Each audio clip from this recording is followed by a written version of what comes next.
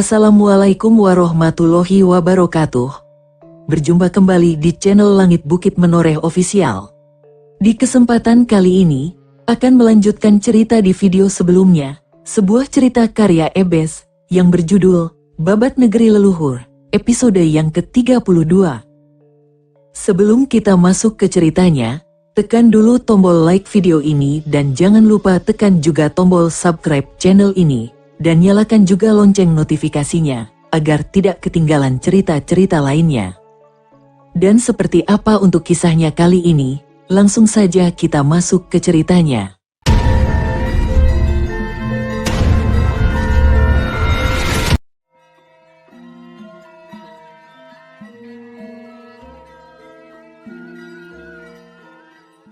Sementara itu di Istana Pakuwon Watugaluh, tabib Istana Pakuwon sedang berjalan terburu-buru menuju kamar peristirahatan Dewi Anggarawati diikuti Dewi Tunjung Biru.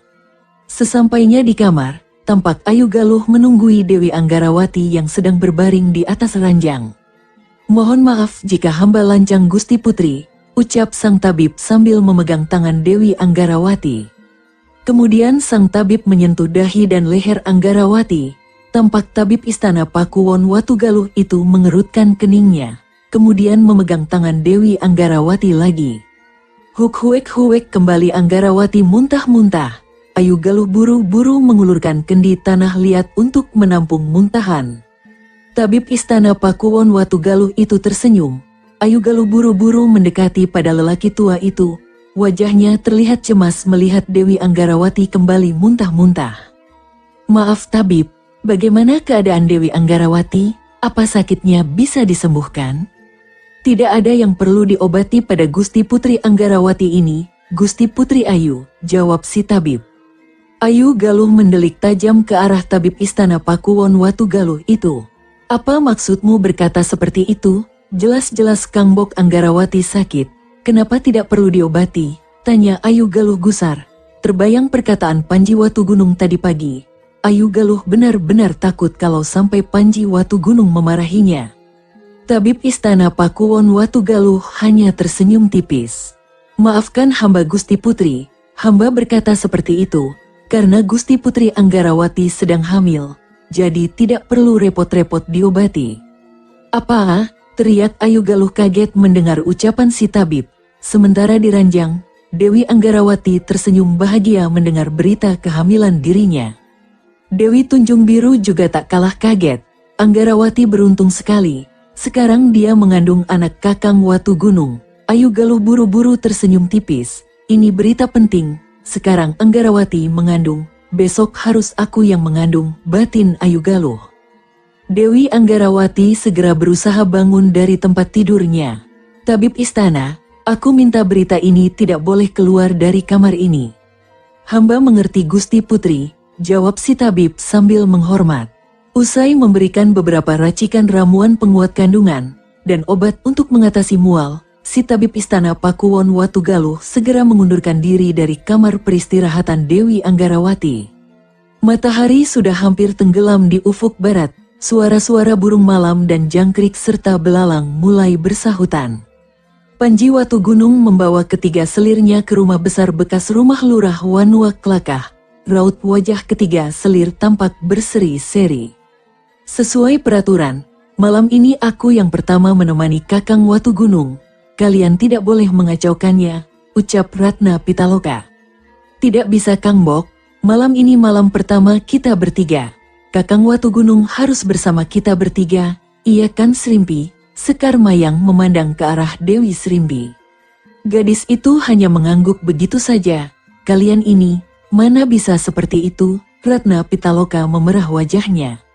"Bisa saja Kang Bok Pitaloka, cuma kita harus memberikan ramuan penambah tenaga untuk Kakang Watugunung." Sekar Mayang terkekeh dengan wajah mesumnya. "Srimpi, kau punya bukan?" timpal Sekar Mayang. Ratna Pitaloka ikut memandang ke arah Dewi Srimpi. Gadis itu mengangguk lagi, wajahnya merona merah, membayangkan betapa Panji Watugunung harus bekerja keras malam ini. Panji Watugunung nampak masuk ke kamar tidurnya setelah berbincang dengan Begawan Sulapaksi. 3 selirnya menunggu di dalam. ada senyum tak biasa dari wajah mereka bertiga. Semuanya berdandan cantik. Dewi Serimpi bahkan melepaskan cadar hitamnya hingga membuat wajah cantiknya terlihat sempurna. "Kalian bertiga semua mau tidur di sini?" tanya Watu Gunung penasaran. "Malam ini, malam pertama kita Kakang. Jadi aku akan menemani Kakang tidur," ucap Ratna Pitaloka dengan muka malu-malu. "Pokoknya malam ini kita harus melewatinya. Akan kuberikan semuanya pada Kakang," Sekar Mayang tersenyum genit. "Aku sudah membuka cadar hitamku, dan Mas Panji sudah boleh melihat yang lain karena sudah menikahiku." Dewi Serimpi menundukkan wajahnya. Ini tidak akan mudah," batin Panji Watu Gunung sambil garuk-garuk kepalanya yang tidak gatal. Sekar Mayang segera menyodorkan secangkir wedang ke arah Panji Watu Gunung. Baunya sedikit aneh. Setelah sedikit dipaksa Sekar Mayang, satu cangkir wedang aneh itu masuk ke perut Panji Watu Gunung. Selanjutnya, hanya rintihan dan rangan kenikmatan yang terdengar dari kamar Panji Watu Gunung sepanjang malam. Gumbrek mendekati Ludaka yang asyik membolak-balik ketela pohon di api unggun. Dia masih kesal dengan ocehan Ludaka tadi siang yang membuatnya gagal merayu Juminten. "Kau belum tidur, Brek? Ini kan bukan giliranku berjaga," ujar Ludaka sambil melemparkan ketela pohon bakar yang sudah matang ke arah Landung. "Dasar brengsek, gara-gara kau aku jadi gagal mendekati Juminten. Mulutmu itu benar-benar beracun lu," gerutu Gumbrek, tangannya menyambar ketela pohon bakar yang ada di dekat Ludaka. Hahaha, Ludaka dan Landung tertawa terbahak-bahak. "Apanya yang lucu?" Gumbrek mendelik sewot. "Salahmu sendiri, merayu perempuan di tempat umum. Otakmu itu ditaruh di mana sih, Brek?" Gumbrek, Landung berujar dari depan rumah tempat perbekalan. "Lah apa salahnya? Gusti Panji Watu Gunung di tempat umum juga memeluk selirnya." Gumbrek tak mau kalah. "Kalau Gusti Panji Watu Gunung wajar, orangnya tampan, gagah, putra Bupati Gelang-Gelang, keturunan darah biru, wajar, Brek. Teruslah kamu siapa? Ganteng? Enggak. Gagah? Jauh dari kata itu. Putra bangsawan Hem mungkin karena bapakmu aku. Pokoknya gak cocoklah kalau main perempuan," ujar Ludaka yang disambut tatapan kesal dari Gumbrek. "Puas kau menghinaku? Bukan menghina, Brek, tapi menyadarkanmu. Kita itu abdi, jangan berlagak seperti atasan. Kalau mau dapat wanita ya bergaya sesuai kemampuan, jangan memaksakan diri," ujar Ludaka bijak. "Ah, aku tak peduli. Pokoknya sekarang aku mau menjalankan rencanaku tadi siang," jawab Gumbrek yang langsung berdiri. "Mau kemana, Brek? Ini ketela pohon bakarnya masih banyak," teriak Landung yang memandang Gumbrek berjalan ke arah selatan Wanua Kelakah. Gumbrek dengan wajah bersungut-sungut berjalan ke arah selatan. Tujuannya satu, ke rumah si Juminten yang ada di dekat pagar Wanua. "Pokoknya malam ini aku harus bersama Dek Jum. Biarlah orang berkata apa, yang penting aku bahagia."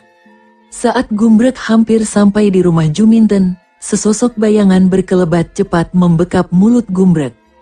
"SSSTTT, jangan berisik, Brek," bisik si bayangan hitam itu. Gumbrek manggut-manggut paham, ternyata bayangan itu adalah Rajek Wesi. Ada dua orang memata-matai tempat ini. Mereka bersembunyi di atas pohon kerombang itu. "Kembalilah ke Ludaka dan Landung. Laporkan ini pada Ki Saketi. Cepat," bisik Rajek Wesi lirih. Gumbrek manggut-manggut tanda mengerti dan segera bergegas menuju ke tempat Ludaka dan Landung. "Loh, kok kembali lagi, Brek? Masih mau ketela bakarnya?" tanya Landung. Gumbrek yang ngos-ngosan mengatur nafasnya. "Rajek Wesi, laporan ya, laporan, hahaha." Landung dan Ludaka segera mendekati Gumbrek. Mendengar nama Rajek Wesi, mereka sudah menduga ada yang tidak beres. "Rajek Wesi, kenapa, Brek? Ada masalah?" tanya Ludaka.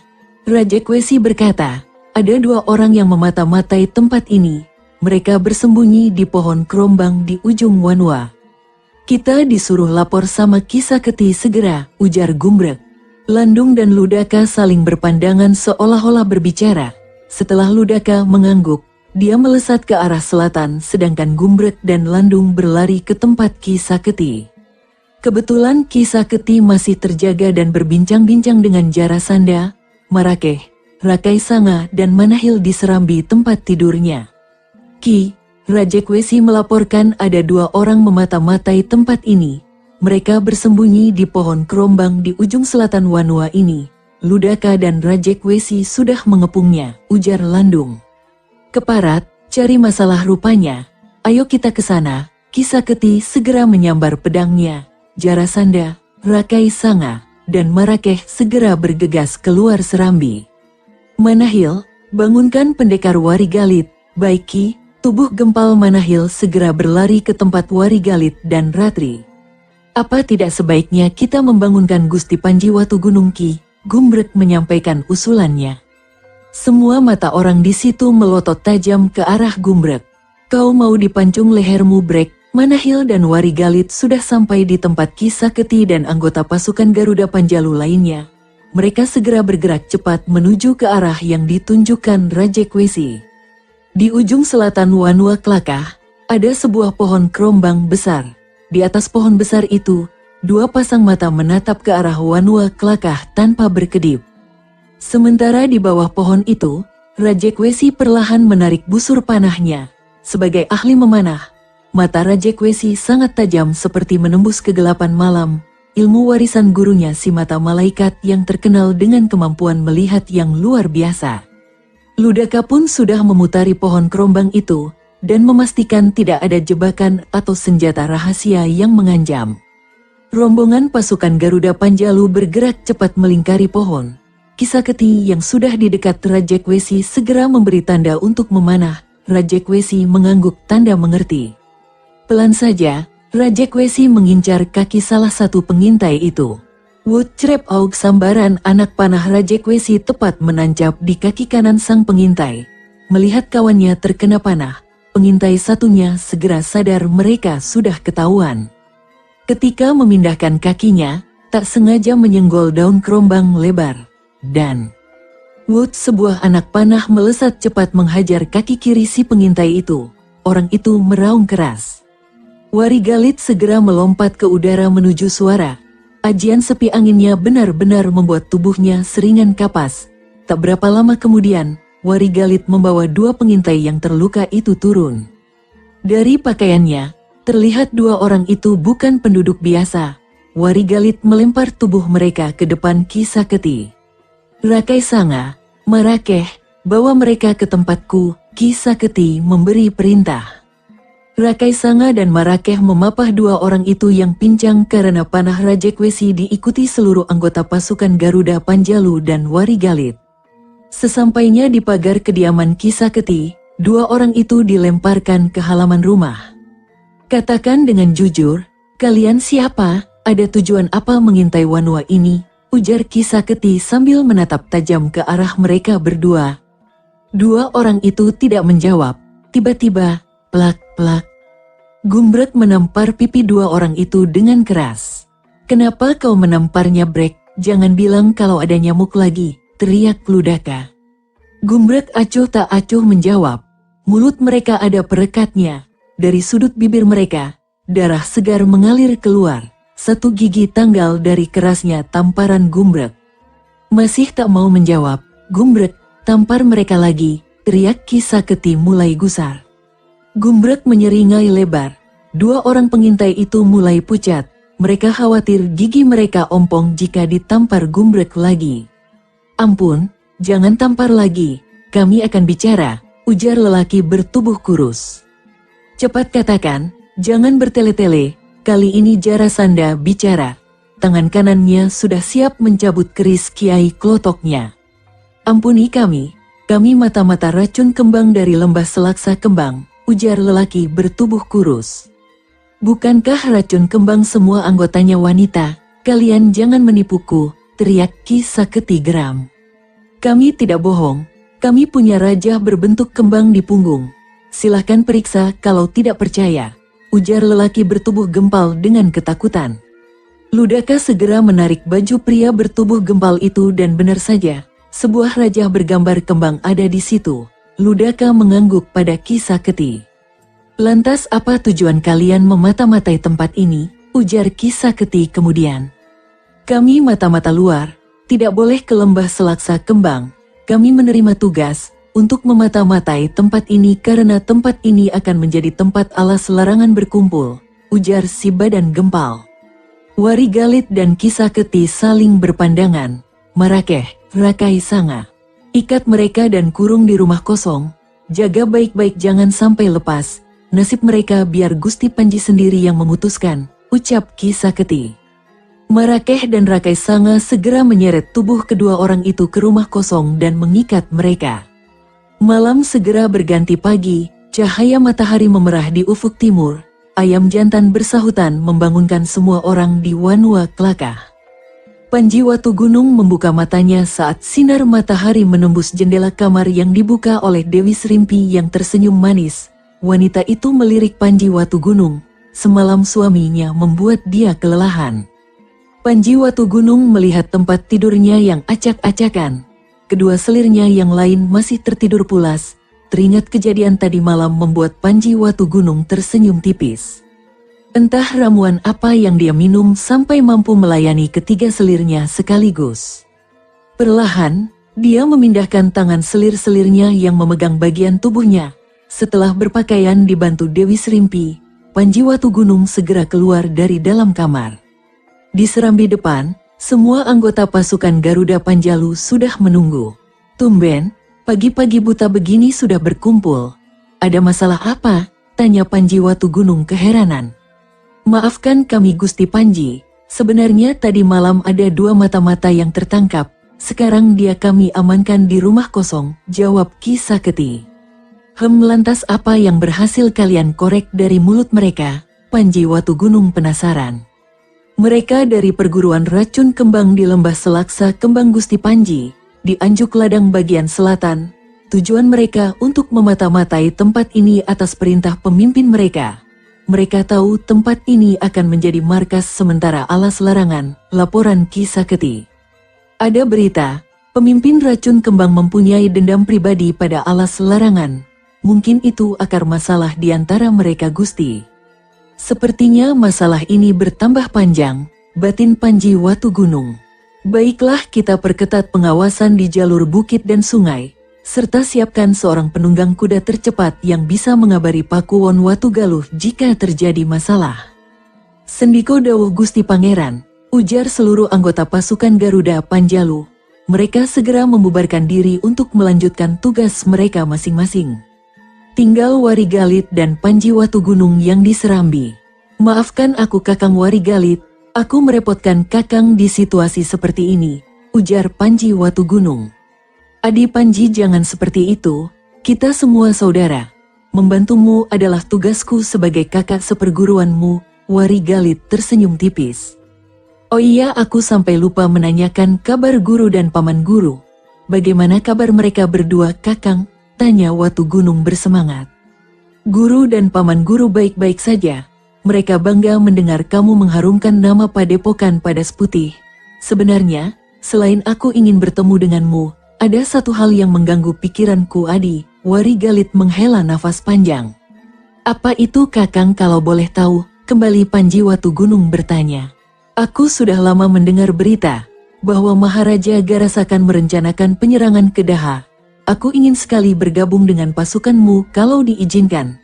Sebagai warga negara Panjalu aku merasa memiliki kewajiban untuk membela negara ini dari serbuan musuh, ujar Warigalit. Panji Watu Gunung segera tersenyum. Jika Warigalit bergabung bersama mereka, beban pikiran Panji Watu Gunung akan semakin berkurang. Kemampuan bela diri dan kanuragan Warigalit sangat hebat, meski masih 2 tingkat di bawahnya, tapi 1 tingkat di atas Ratna Pitaloka.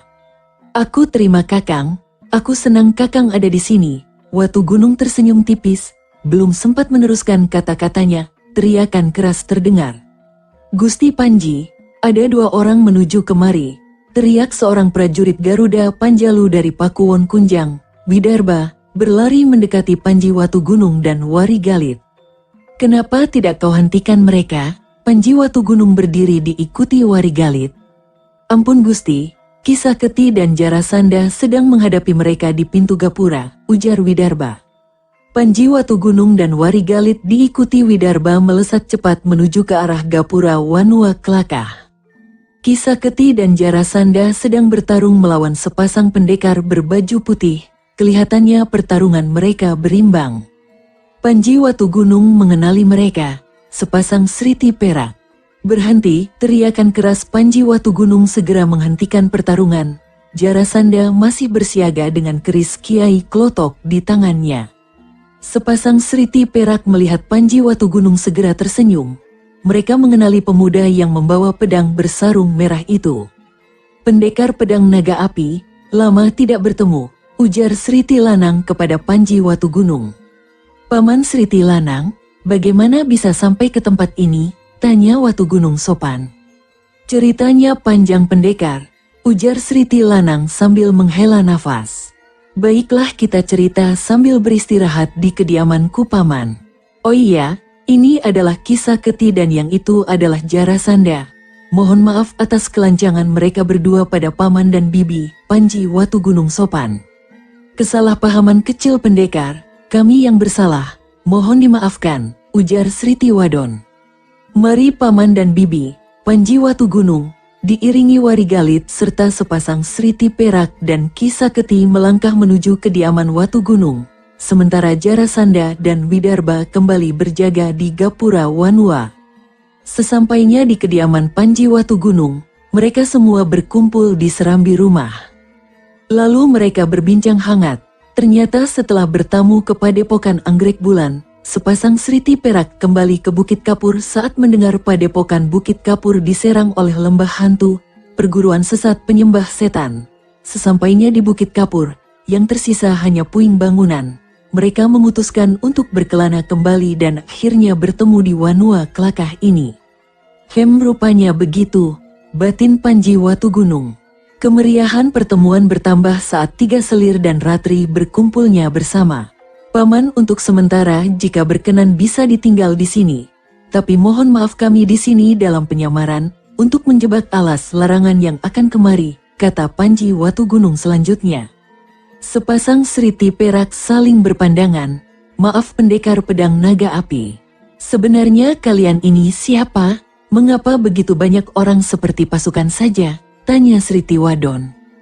Bibi, kami ini sebenarnya pasukan khusus dari Daha yang ditugaskan membasmi perampok dan penyamun yang mengacau di perbatasan.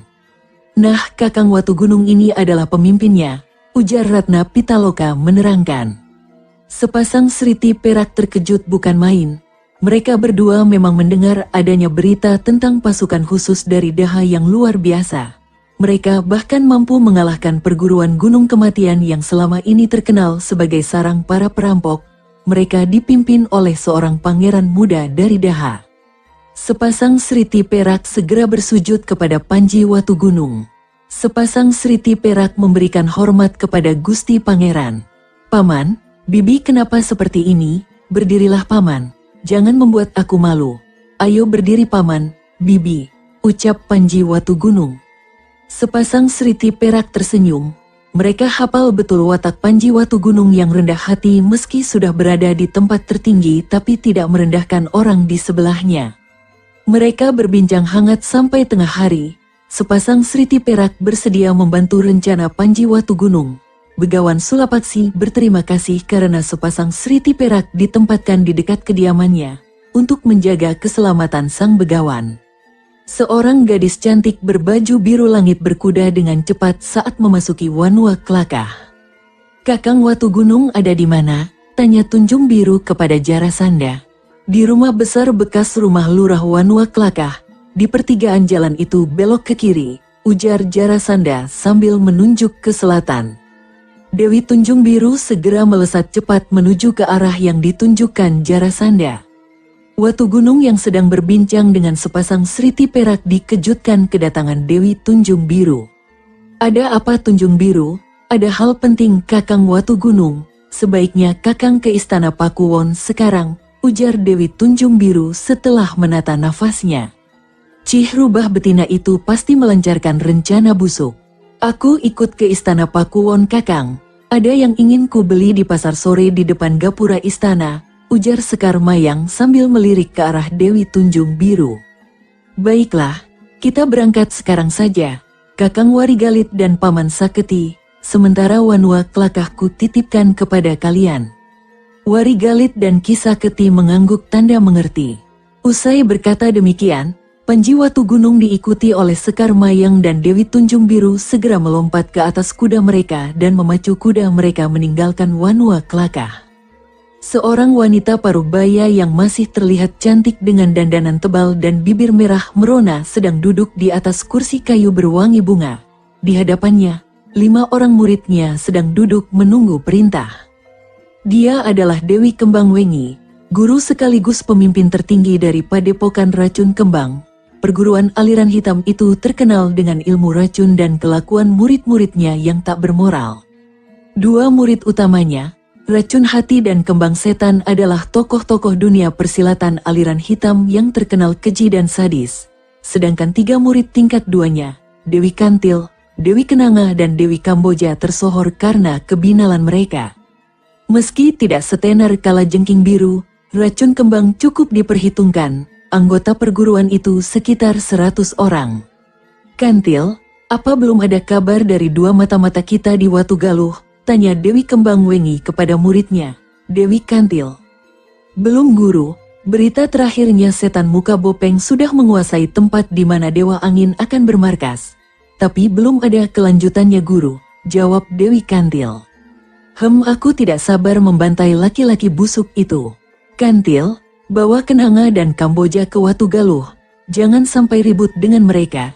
Cepat kabari aku setiap perkembangannya. Aku sendiri yang akan mencabut nyawa laki-laki busuk alas larangan itu dengan tanganku, perintah Dewi Kembang Wengi. 3 murid Racun Kembang itu segera berdiri dan menghormat pada guru mereka, kemudian undur diri melaksanakan tugas. Panji Watu Gunung dan Sekar Mayang serta Dewi Tunjung Biru memasuki istana Pakuwon Watu Galuh. Segera mereka bergegas menuju kamar peristirahatan Dewi Anggarawati. Begitu sampai, terlihat Dewi Anggarawati sedang menyantap bubur halus ditemani Ayu Galuh. "Dinda Anggarawati, kau tidak apa-apa?" tanya Panji Watu Gunung seraya mendekati Dewi Anggarawati. Anggarawati tersenyum bahagia melihat suaminya, segera berlari ke arah Panji Watu Gunung. Perempuan itu langsung memeluk tubuh Panji Watu Gunung dan menciuminya. Menghadapi tindakan Anggarawati yang lain dari kebiasaan, Panji Watu Gunung mengernyitkan keningnya. Sementara Anggarawati menciumi suaminya, 3 orang perempuan di tempat itu menggerutu dalam hati. "Kau pikir cuma kau istri satu-satunya? Dasar putri manja, main sosor saja. Aku iri padamu, Anggarawati. Dinda Anggarawati, apa ada yang perlu kau sampaikan? Tidak biasanya kau seperti ini." Panji Watu Gunung memandang wajah cantik Anggarawati yang nampak berseri-seri. Tangan Anggarawati segera meraih tangan Panji Watu Gunung dan meletakkannya di perutnya. "Kang Mas, di sini sudah ada Panji kecil kita," ucap Dewi Anggarawati sambil tersenyum bahagia. "Apa maksudmu, Dinda Anggarawati?" Panji Watu Gunung masih belum mengerti. "Kang Mas, aku hamil, Kang Mas. Kang Mas akan menjadi seorang ayah." Mendengar ucapan Anggarawati, Panji Watu Gunung terkejut bukan main. Dengan tatapan nanar, dia melihat wajah istrinya itu dan Dewi Anggarawati tersenyum sambil mengangguk pelan. Panji Watu Gunung segera menggendong tubuh Anggarawati dan mencium pipi perempuan cantik itu. Dia sangat bahagia. Akhirnya dia menjadi seorang ayah. Anggarawati juga bahagia. Dia merasa menjadi wanita yang sempurna untuk laki-laki pujaan hatinya. 2 orang itu tersenyum bahagia seolah melupakan tatapan 3 pasang mata yang iri. Panji Watu Gunung segera menyadarinya. Segera dia menurunkan tubuh Dewi Anggarawati dari gendongannya. "Dinda, mulai sekarang Dinda harus hati-hati. Jaga Panji kecil kita. Dinda tidak boleh terlalu capek." Anggarawati hanya tersenyum sambil mengangguk pelan. Teringat mereka dalam situasi sulit, Panji Watu Gunung segera mendekati Ayu Galuh, Sekar Mayang dan Dewi Tunjung Biru yang mematung di tempatnya. "Dinda Mayang, karena kita dalam keadaan seperti ini, aku tidak bisa membiarkan Anggarawati tanpa pengawalan ketat. Aku minta kepadamu untuk melindungi Dinda Anggarawati." "Apa kau bisa?" "Tentu saja aku bisa, Kakang. Aku yakin bisa menjaga putri manja itu," jawab Sekar Mayang bersemangat. Aku pasti repot bolak-balik ke istana Pakuwon Watugaluh dan Wanua Kelakah. Jadi aku minta kalian semua yang di sini membantuku menjaga Anggarawati, ujar Panji Watugunung kemudian. Sekar Mayang, Ayu Galuh dan Dewi Tunjung Biru mengangguk tanda mengerti. Malam itu Panji Watugunung bermalam di istana Pakuwon Watugaluh menemani Dewi Anggarawati yang sedang hamil muda. Seperti kebiasaan wanita hamil, tengah malam Dewi Anggarawati meminta Panji Watugunung mencarikan kelapa muda. Demi si Panji kecil, dia mencarikan kelapa muda hingga keluar istana. Keesokan paginya, Panji Watugunung meninggalkan istana Pakuwon Watugaluh. Dewi Anggarawati meminta Panji Watugunung mencium pipi semua istrinya sebelum berangkat. Ngidamnya Anggarawati memang aneh-aneh, tapi tentu saja Ayu Galuh dan Sekar Mayang berbahagia dengan keinginan Anggarawati itu. Matahari sepenggal naik saat Panji Watugunung sampai di Wanua Kelakah. Kisaketi, Warigalit, Ratri, Ratna Pitaloka dan Dewi Srimpi serta sepasang seriti perak sudah menunggunya di serambi rumah kediamannya. Bagaimana perkembangan keadaannya? Apa ada berita penting yang perlu aku dengar? Ujar Watugunung sambil memandang semua orang. Ludaka yang bertugas menyamar menjadi pencari ikan, melihat beberapa perahu mencurigakan di seberang sungai Berantas ini. Gusti, sepertinya ada yang terus memata-matai tempat ini.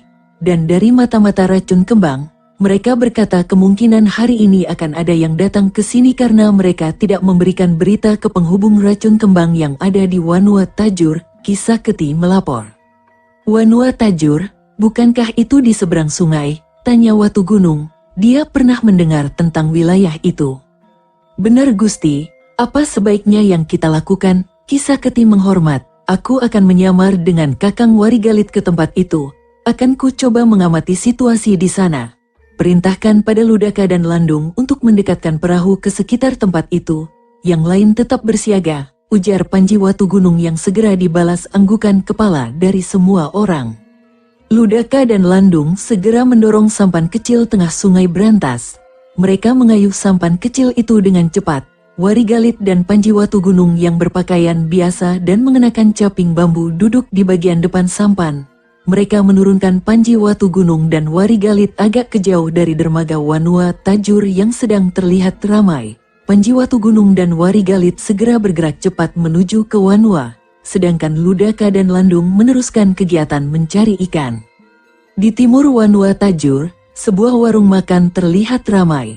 Panji Watugunung dan Warigalit berjalan masuk sambil memesan makanan. Mereka memilih meja di sudut ruangan. Dua orang wanita berwajah manis dengan senyum biak memandang mereka tidak berkedip. Kang Bok, lihat dua pengembara itu, mereka tampan ya, kelihatannya juga perkasa kalau bercinta, bisik seorang wanita yang berambut panjang dengan senyum mesumnya. Iya adik, yang berkumis tipis itu sepertinya menarik sekali. Sudah seminggu aku tidak bercinta adik, orang-orang di Wanua ini tidak ada yang menarik. Balas perempuan berdada besar sambil mengusap air liurnya. Ayo kita dekati mereka Kang Bok, tak sabar aku. Si perempuan berambut panjang segera bergegas mendekati Panji Watugunung dan Warigalit diikuti oleh perempuan berdada besar. Kisanak, sepertinya bukan orang daerah sini. Kalau boleh tahu, ada tujuan apa ke sini? Ucap si perempuan rambut panjang dengan gaya kemayu. Kami pengelana dari Kambang Putih. Ingin menemui saudara jauh kami di Anjuk Ladang. Kebetulan lewat daerah sini, jawab Watugunung sopan.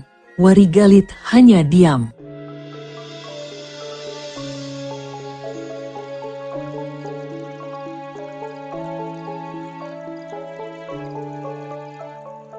Sahabat pendengar setia Langit Bukit Menoreh ofisial yang berbahagia, sampai di sini dulu ceritanya. Bagaimana kelanjutan kisahnya? Nantikan kelanjutan cerita ini di video berikutnya. Agar tidak ketinggalan kelanjutan cerita ini, klik tombol subscribe channel ini, dan nyalakan juga lonceng notifikasinya. Wassalamualaikum warahmatullahi wabarakatuh.